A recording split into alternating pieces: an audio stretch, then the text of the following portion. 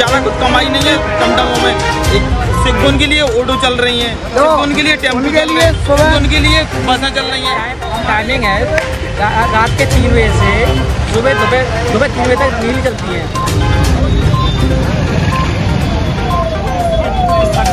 Police घंटे चला रही है।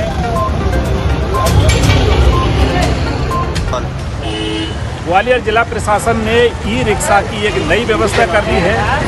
उस नई व्यवस्था से अब इनमें ई रिक्शा चलाने वालों में काफ़ी देख सकते हैं आक्रोश है।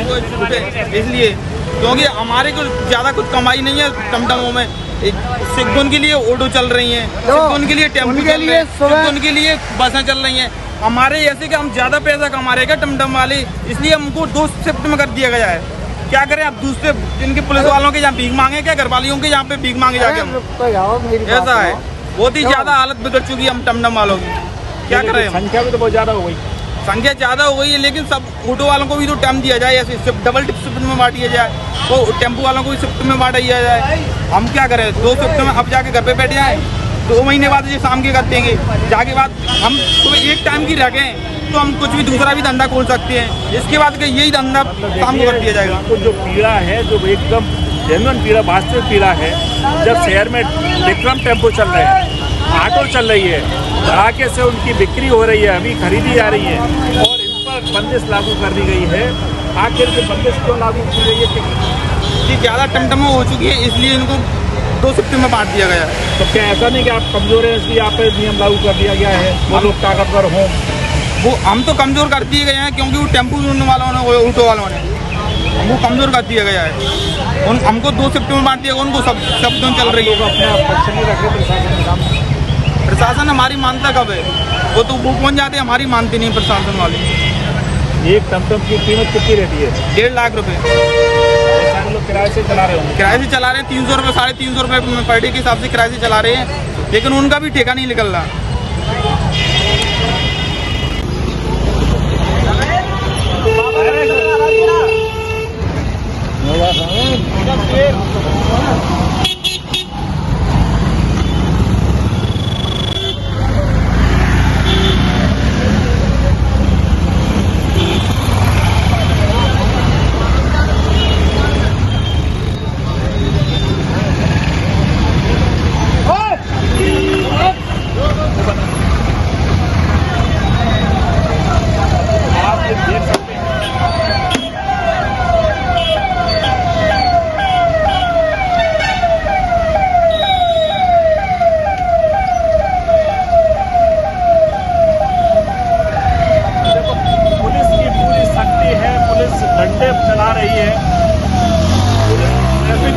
ट्रैफिक व्यवस्था बनाए रखने के लिए ये अच्छी बात है।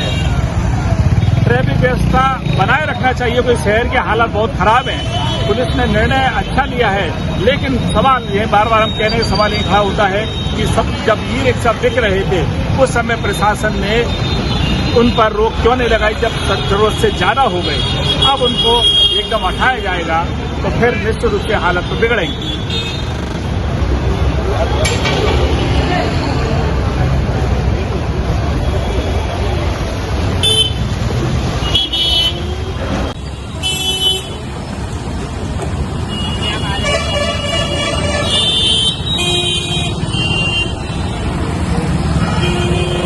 समस्या और क्या आ रही है? समस्या जी ऐसा ही जैसे टाइमिंग है रात के 3 बजे से सुबह 3 बजे तक नीली चलती है, और उस टाइम पे पीली बत्ती आती है।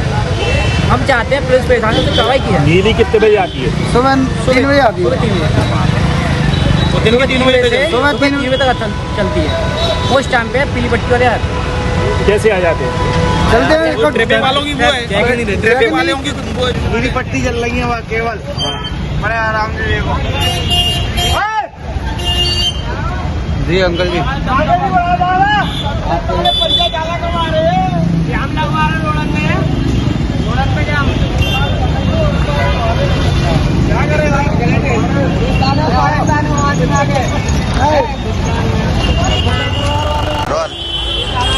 जीवन प्रशासन की तो ये ऑटो पे इस पे लागू नहीं होना चाहिए। अकेले ई रिक्शा पर होना चाहिए, वो तो सबको, ऑटो पे भी 12 घंटे कैब पे भी 12 घंटे, सबके लिए 12 घंटे होने चाहिए। एक के लिए क्या हो सकता है? गरीब आदमी डम लेके चलाता है, किसी पे 5 लाख 10 लाख है, कोई 4 पे ही चला रहा है, कोई 3 पे ही चला रहा है, सबके लिए बराबर हो। अब जैसे दोपहर से 3 बजे से रात के 3 बजे, रात के 3 से दोपहर के 3, दोपहर के 3 से रात के 3, कोई घर पे जा पाता है, नहीं जा पाता, खाने पीने के चक्कर में एक बार में काम पे लगा, दिन भर भूखा पाया। हम रात में भैया अपन निकल भी यार, रात के 3 बजे कोई हादसा हो गया परिवार के साथ में, कौन जिम्मेदार है इसमें? तो ये व्यवस्था है, तो व्यवस्था है, संतुष्ट हो आप? अरे इसमें ना तो सुबह कमा पा रहे ना शाम को कमा पा रहे, क्या कमा रहे? कुछ नहीं कमा पा रहे, कुछ नहीं कमा पा रहे। उसमें टाइम भी आए 1-1 घंटे खड़े हो जाते बाबा, ना कुछ कमा पा रहे अपन लोग, वहाँ कुछ ही कमा पा रहे, कुछ भी नहीं कमा पा रहे हम लोग।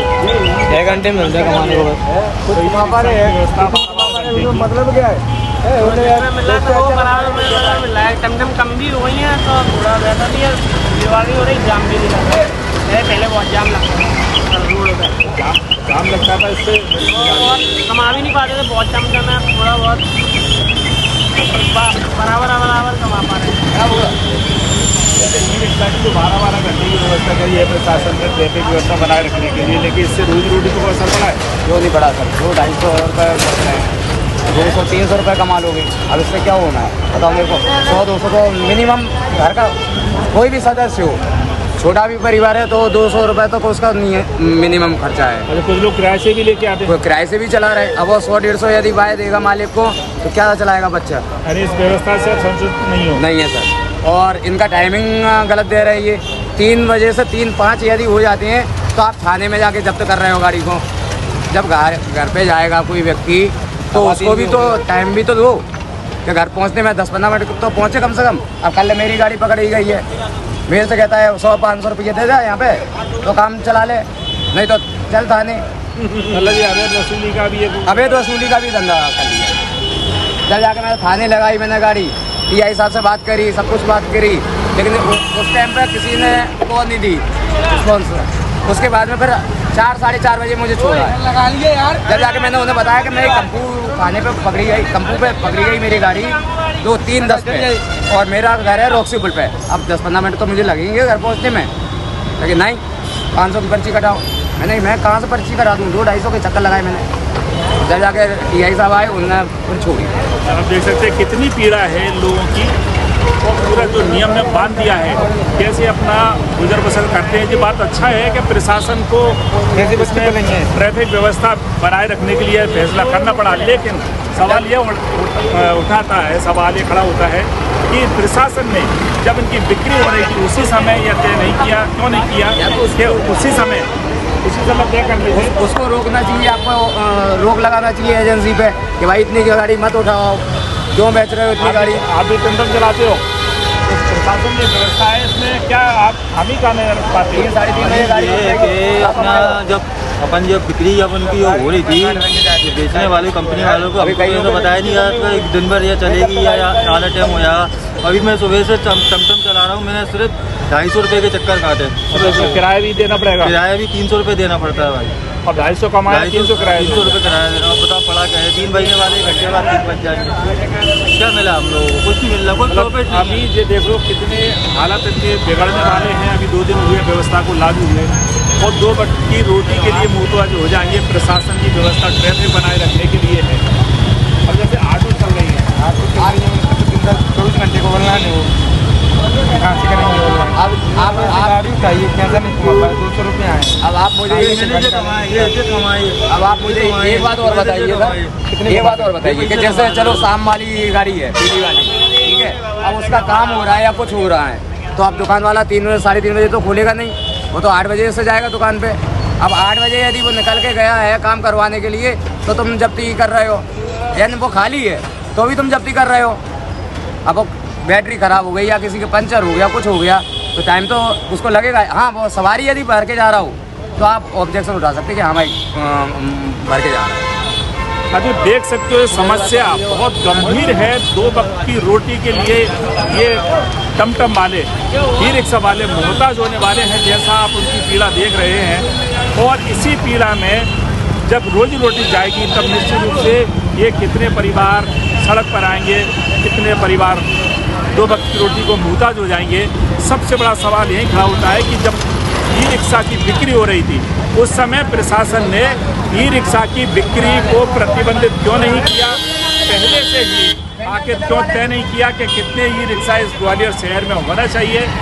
और दूसरा सवाल इसे इनका है कि जब ऑटो रिक्शा वो है, टैक्सी वो धड़ल्ले से बिक्री हो रही है, उन पर किसी प्रकार की कोई बंदिश नहीं है, केवल ई रिक्शा वालों पर ही बंदिश क्यों लगाई गई है? ग्वालियर शहर में ट्रैफिक व्यवस्था जाम हो रही है, बात सत्य है, लेकिन पहले से प्रशासन क्यों नहीं जागा?